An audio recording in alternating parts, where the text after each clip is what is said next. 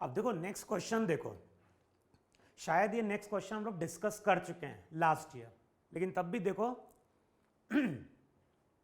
Question में क्या बोल रहा है। क्वेश्चन में बोल रहा है a disc of mass 4 kg is tied at one end of a cord of length 1 meter, other end of which is fixed at the center of a large platform.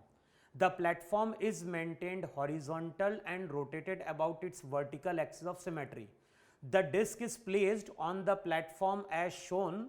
How long after the disc is placed will the cord break? The maximum tensile force the cord can withstand is 100 Newton and the coefficient of kinetic friction between the disc and the platform is 0.1. तो question में क्या कहना चाह रहा है, question में बोल रहा है कि एक प्लेटफॉर्म है और ये प्लेटफॉर्म हॉरिजॉन्टल प्लेन में अपने सेंटर के अबाउट क्या कर रहा है, रोटेट कर रहा है। तो इस तरह से देख लो वहां पे,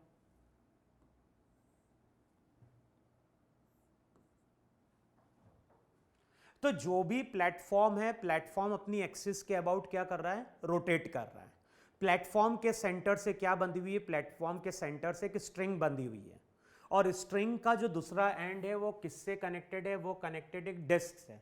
डिस्क का मास कितना दिया गया है, डिस्क का मास दिया गया है 4 kg। अब क्वेश्चन में क्या बोल रहा है, प्लेटफॉर्म रोटेट कर रहा है और जब प्लेटफॉर्म रोटेट कर रहा था धीरे से हमने क्या किया, एक डिस्क को लाके प्लेस किया। अब क्वेश्चन में क्या बोलता है, जैसे ही हम डिस्क को लाके प्लेस करते हैं तो डिस्क भी मूव करेगी। अब क्वेश्चन में क्या बोल रहा है, क्वेश्चन में बोल रहा है कि जो कॉर्ड है वो मैक्सिमम टेंशन कितना बियर कर सकती है, 100 न्यूटन बियर कर सकती है। तो हमें बताना है कितने टाइम बाद ये स्ट्रिंग हमारी क्या होगी, ब्रेक करेगी। तो क्वेश्चन को समझने के लिए इमेजिन करो कि एक ऑब्जर्वर है और ये ऑब्जर्वर कहां से देख रहा है, ये ऑब्जर्वर ऊपर से देख रहा है। अब ऊपर से अगर देखोगे तो इस तरह का वहां पे एक प्लेटफॉर्म होगा। प्लेटफॉर्म जो है मान लो ऐसा रोटेट कर रहा है। ये किसको दिखाई दे रहा है, ये दिखाई दे रहा है जो ऑब्जर्वर ऊपर से देख रहा है। मान लो इस ऑब्जर्वर के लिए ये कैसा रोटेट कर रहा है, ये रोटेट कर रहा है एंटी क्लॉकवाइज।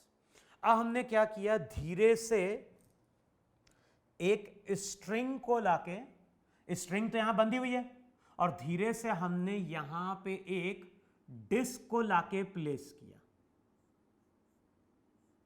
और ये जो डिस्क है, ये डिस्क हमारी स्ट्रिंग से क्या है, कनेक्टेड है।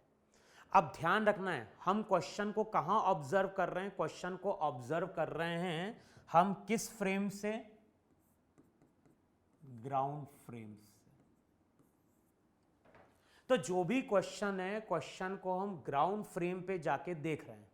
अब ग्राउंड फ्रेम पे जाके देखोगे तो जिस टाइम पे हम डिस्क को रख रहे हैं, जिस टाइम पे हम डिस्क को प्लेटफॉर्म पे रख रहे हैं उस टाइम पे डिस्क की वेलोसिटी क्या है, 0 है। अब देखो डिस्क के रेस्पेक्ट में अगर देखोगे तो ये चीज समझने की कोशिश करना, डिस्क के रेस्पेक्ट में अगर देखोगे तो प्लेटफॉर्म का ये जो पॉइंट है, बताओ वो कहां जाने की कोशिश करेगा। डिस्क हमारी ऐसे रोटेट कर रही है, प्लेटफॉर्म ऐसा रोटेट कर रहा है। तो जैसे ही हम डिस्क को यहां प्लेस करने की कोशिश करेंगे, प्लेटफॉर्म का ये पॉइंट राइट की ओर जा रहा होगा और प्लेटफॉर्म का ये पॉइंट राइट की ओर जाएगा तो डिस्क इसके ऊपर फ्रिक्शन कहां अप्लाई करेगी, पीछे की ओर अप्लाई करेगी। अब प्लेटफॉर्म पे अगर फ्रिक्शन पीछे की ओर बना तो न्यूटन्स के थर्ड लॉ के अकॉर्डिंग क्या होगा, यहां पे डिस्क के ऊपर उतना ही फ्रिक्शन कहां लगेगा, आगे की ओर लगना स्टार्ट होगा। आगे का मतलब हो गया टेंजेंट के अलोंग लगना स्टार्ट करेगा। अब फ्रिक्शन कितना होगा, तो फ्रिक्शन को हम लिखते थे म्यू के। ध्यान स्लाइड कर रहा है दोनों के बीच में, तो म्यू के की वैल्यू कितनी हो गई, 0.1। नॉर्मल किसके बराबर हो जाएगी, तो ध्यान रखना यहां पे जो नॉर्मल रहेगी वो किसके बराबर होगी, वो होगी mg के बराबर यहां पे। तो 0.1 इंटू क्या हो गया 40, फ्रिक्शन कितना आ गया 4। हमें मालूम है हम ग्राउंड फ्रेम पे जाके देख रहे हैं तो जैसे ही फ्रिक्शन आएगा, फ्रिक्शन टेंजेंट के अलोंग क्या करेगा, फोर्स लगाएगा, और टेंजेंशियल फोर्स को हम क्या लिखते हैं, m इंटू ए टी। मास कितना दिया है 4, तो 80 कितना आ गया, 80 आ गया 1 मीटर पर सेकेंड स्क्वायर। अब हमें ये मालूम है कि जैसे ही टेंजेंशियल एक्सेलरेशन आएगा, टेंजेंशियल एक्सेलरेशन का रोल क्या होता है, उसका रोल होता है स्पीड को बढ़ाना या फिर स्पीड को घटाना। तो ग्राउंड फ्रेम में अगर देखोगे तो अब डिस्क की स्पीड बढ़ेगी, और जैसे स्पीड बढ़ेगी तो उसी टाइम पे यहां पे क्या होगा, टेंशन आ जाएगा, क्योंकि टेंशन ही वो फोर्स रहेगा जो अब क्या प्रोवाइड करेगा, नेसेसरी सेंट्रीपिटल फोर्स। तो कुछ टाइम बाद डिस्क यहां कहीं पहुंचेगी। अब जैसे डिस्क यहां पहुंचेगी तो ग्राउंड फ्रेम में फ्रिक्शन जो रहेगा वो टेंजेंट के अलोंग लग रहा होगा, और इस डायरेक्शन में लग रहा होगा टेंशन टी। ध्यान रखना, जैसे इसके पास डिस्क के पास वेलोसिटी आएगी, तो वेलोसिटी का मतलब इसका सेंट्रीपिटल एक्सेलरेशन आ गया, और सेंट्रीपिटल एक्सेलरेशन आ गया इसका मतलब है कि टुवर्ड्स द सेंटर कोई फोर्स होना चाहिए, और वो फोर्स वहां पे टेंशन होना चाहिए। तो टेंशन जो है वो यहां प्रोवाइड कर रहा है नेसेसरी सेंट्रीपिटल फोर्स। अब हम टेंशन की इक्वेशन क्या लिखें, तो हम टेंशन की इक्वेशन लिखेंगे T, नेट फोर्स है टुवर्ड द सेंटर, उसको हम लिखेंगे mv square by L। Tension कितना है, टेंशन है 100 न्यूटन, मास 4, स्ट्रिंग की लेंथ 1 इंटू वी स्क्वायर, तो v जो आता है वो आता है 5 मीटर पर सेकेंड। इसका मतलब है जैसे जैसे डिस्क मूव करते जाएगी तो स्ट्रिंग कब टूटेगी, स्ट्रिंग टूटेगी जिस टाइम पे डिस्क के पास वेलोसिटी आएगी 5 मीटर पर सेकेंड। तो हमें ये कैलकुलेट करना है 5 मीटर पर सेकेंड कितने टाइम बाद आई। तो फॉर्मूला वहां पे क्या होता है, omega equals to omega not plus alpha T. अब ध्यान है, टेंजेंशियल एक्सेलरेशन कांस्टेंट है, तो अल्फा भी क्या होगा, कांस्टेंट होगा, क्योंकि टेंजेंशियल एक्सेलरेशन क्या होता है, AT equals to R alpha, का मतलब क्या हो गया, L अल्फा होता है।